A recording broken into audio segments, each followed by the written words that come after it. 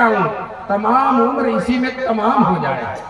بلا لے جلد مدینہ یہ ہے امیر کو خوف کہیں نہ عمر دو روزہ تمام ہو جائے.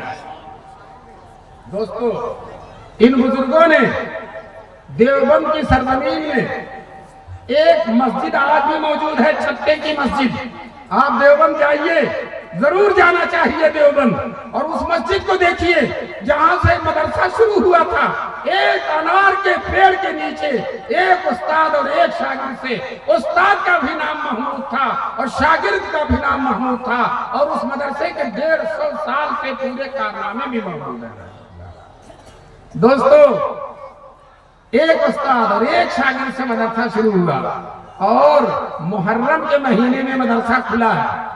ایک استاد ایک شاگرد اور صفر ربیع الاول ربیع الثانی جمادی الاولی جمادی الاخری رجب آتے آتے دورے تک کی تعلیم ہوگی. اسی سال دورے تک کی تعلیم اور طلبہ صرف دیوبند کے نہیں صرف سہارنپور کے نہیں مظفر نگر کے نہیں کابل و قندھار کے سمرقند و بخارا کے ایران و توران کے بچے آ گئے. اس زمانے میں نہ ریڈیو نہ ٹیلی ویژن نہ اخبار. اللہ کی رحمت میں فرشتوں نے ہر جگہ اعلان کر دیا اے علوم نبوت کے دیوانوں چلو دیوبند میں علوم نبوت کا چراغ جل گیا. دوستو دارال دیوبند کے بانی مولانا قاسم نانوتوی نے بچپن میں خواب دیکھا تھا. جب وہ بچے تھے خواب دیکھا تھا میں خانہ کعبہ کی چھت پر ہوں اور میرے جسم سے دودھ کی نہریں نکل کر پوری دنیا میں جا رہی ہیں. دوستو اس ایک عارف کامل نے اس خواب کی تعبیر بتلائی تھی. یہ بچہ بڑا ہو کر انشاءاللہ حضور کے دین کی ایسی خدمت کرے گا جس کا فائد پوری دنیا میں جائے گا. پوری دنیا میں جائے گا.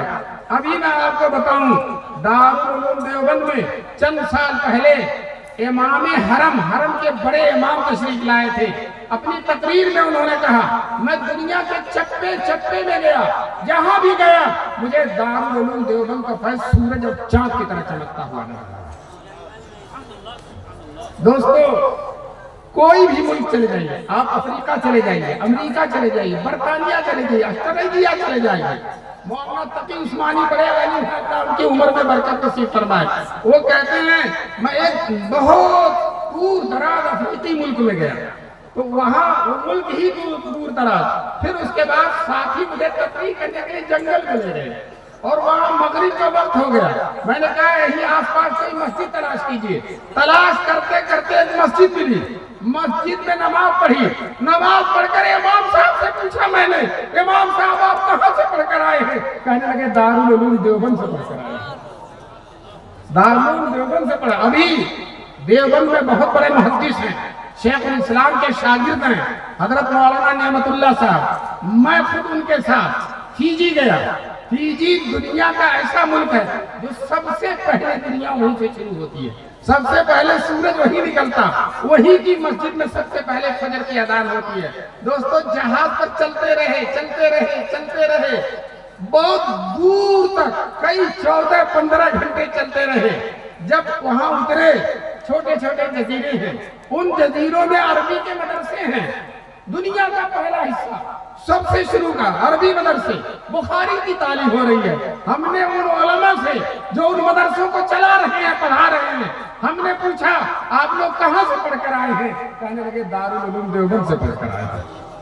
دارالعلوم دیوبند سے پڑھ کر آئے ہیں. میں ابھی مبارک پور ہمارے ہاں بہت مشہور قصبہ ہے بہت بڑا مدرسہ ہے اور وہاں دوسرے لوگوں کا مدرسہ اشرفیہ بھی ہے اور جلسہ ہوا بالکل اشرفیہ کے پاس ایسا ہی مجمع تھا. میں نے اپنی تقریر میں کہا کہ اے لوگوں دیوبند کو برا بھلا کہنا چھوڑو. اب حقائق کو تسلیم کرنے کا وقت اب جھوٹ بولنے کا وقت نہیں ہے فریب دینے کا وقت نہیں ہے. آج پورے ہندوستان میں جو مسجدیں ہیں جو منبر ہے جو محراب ہے جو قال اللہ و قال رسول کی صدائیں جو گلی گلی میں مکتب قائم ہیں اور چھوٹے اور بڑے مدرسے ہیں حدیث پڑھائی جا رہی فتوے دیے جا رہے ہیں دین کی خدمت ہو رہی ہے اہل حق کے غلبے کے لیے کوشش کی جا رہی ہے. یہ سارے کے سارے کارنامے دارالعلوم دیوبند ہی کے ہیں. دوستو ایک جگہ میں خانقاہ میں گیا. وہ لوگ دوسرے طریقے کے تھے. پہلے تو ہمیں دیکھ کر وہ سب پٹائے کہ ہم نے صاف صاف بتا دیا کہ ہم دیوبند سے آئے ہیں، بیٹھایا چائے وغیرہ پلائی، کہنے لگے کام تو دیوبند ہی کر رہا۔ وہ دوسرے لوگ کے کہنے لگے کام تو دیوبند ہی کر رہا، انہوں نے تسلیم کیا۔ دوستو تنہائی میں جب ہوتے ہیں تو دیوبند کو وہ بھی تسلیم کرتے ہیں، لیکن جب مجمع میں جاتے ہیں تو دیوبند کی مخالفت کرتے ہیں، کہتے ہیں اگر مخالفت نہیں کریں گے کھائیں گے کہاں؟ کھائیں ہیں، ان کا ذریعہ معاش بنا ہوا ہے دارالعلوم دیوبند، دارالعلوم دیوبند کی مذمت۔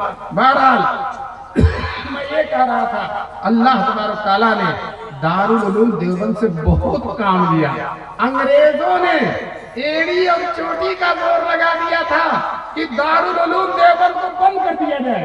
دوستو پوری حکومت تھی، اس کی حکومت میں سورج نہیں ڈوبتا تھا، اپنے حکومت کے نشے میں اس نے بڑی سازش کی تھی اور بار بار سازش کی تھی کہ دارالعلوم دیوبند کو بند کر دیا جائے۔ دوستو میں آپ سے ایک سوال کرنا چاہتا ہوں، بتاؤ انگریز بند ہوا یا دیوبند بند ہوا؟